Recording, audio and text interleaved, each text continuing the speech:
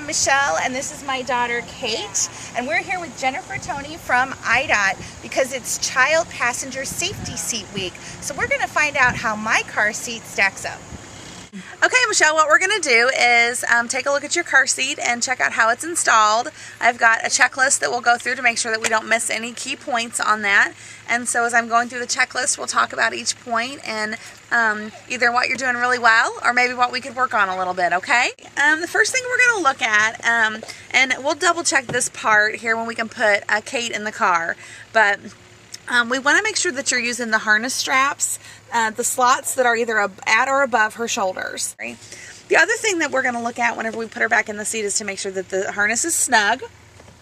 You've got your retainer clip here, which has got a nice little guide on it on this seat that shows you this is supposed to be at armpit level, and so that's what this is identifying there. There's a little icon on there, and so every time you travel you want to make sure that that's at armpit level. That helps hold the harness on her shoulders.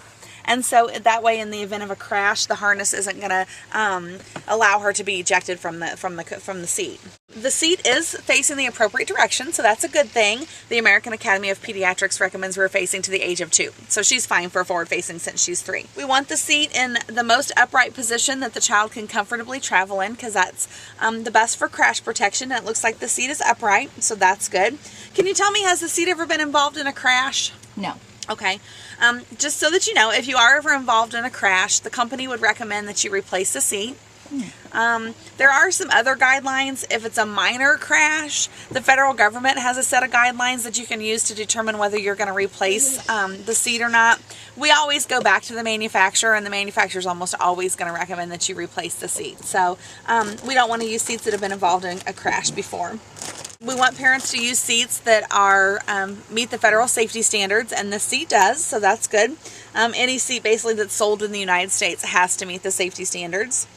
It looks to me like you are using the latch system, yes, which is good. Latch is an alternative for parents. There's nothing wrong with using the safety belt if the parents are more comfortable with that, or if you decide you're more comfortable down the road.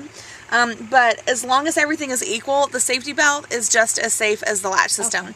So what we're going to do next is we're going to check and make sure that your seat is tight enough. And the way that we're going to do that is I'm going to kind of grab the car seat by the belt path, which is where the latch is going through, and try to move it side to side and then front to back.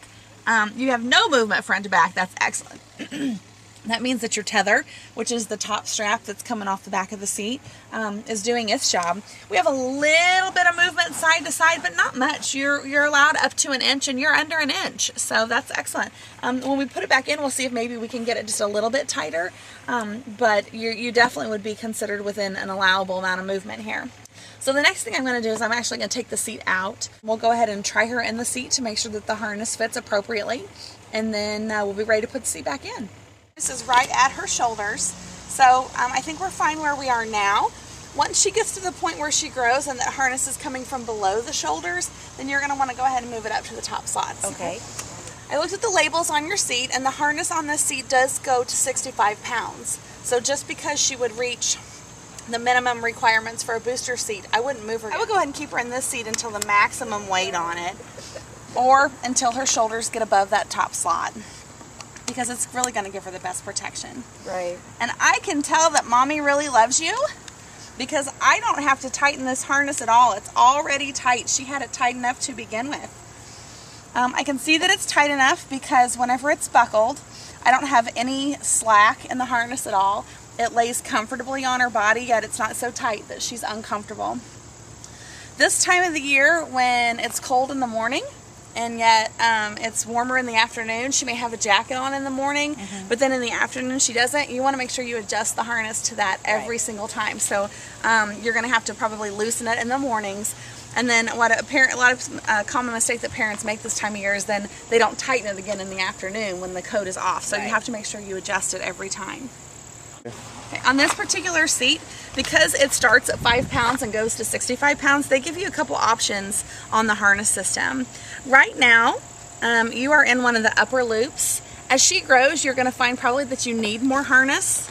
You're going to take the harness off this clip in the back. Maybe I'll get it. And then you've got this bottom loop down here. You can thread it through that bottom loop. And that gives you about another, oh, well actually there's 2 more here. So you've got about 8 inches there that you can work with. So that allows you to be able to continue to use it until she's 65 pounds. While we have the seat out, we'll go ahead and talk just a little bit about both the components of the latch system. You've got the what's called the lower attachments. And it's basically a strap that has 2 hooks on it that runs through here. And then you hook them into the hooks that are in your vehicle. And then this is that top tether that I mentioned earlier that you couldn't really see. It's attached to the car seat, and then there's a hook in your vehicle that you attach it to. Safe Kids Worldwide just actually released findings from a study that they did this week. And they found that parents not using the top tether when they should be using it is one of the most common mistakes. And so you didn't fall into that trap. You made the correct decision to use it. It's a really important piece with the car seat because it helps eliminate the amount of head movement she's going to experience in a crash.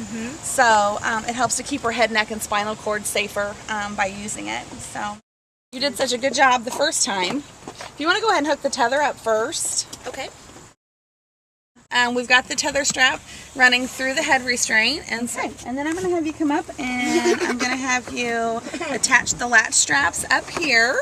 In all vehicles that have latch, there's usually an icon on the seat, and then directly below that there'll be a metal bar. And this one's very difficult to see because it's inset a little bit, but there is a metal bar back there that we're going to attach this hook to. Then the last step is we've got our strap over here that we're going to pull up on. What I want you to do is put one hand in the seat so you're really pushing down on it and putting some weight in the seat, and then pull up on this extra strap here with everything you've got so we can get it nice and snug. Let's see. Oh yeah. I think once we get that tether on there, that's going to be just about perfect. So if you want to go ahead and go back around and tighten that up. So we're checking, we have no forward movement at all. And we have a lot less side by side. So this is really good installation. Can we put her back in real quick just to make sure that everything's okay in here? Hop up in there.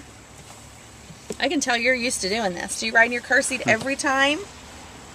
Always. We'll put that at armpit level, and that looks pretty good.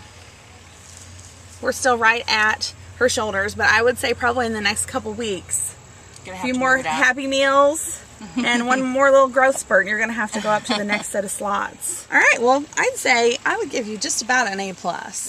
For more information and where to find a car seat safety check near you, visit buckleupillinois.org. Kate, we always wear our seatbelt so we can be safe.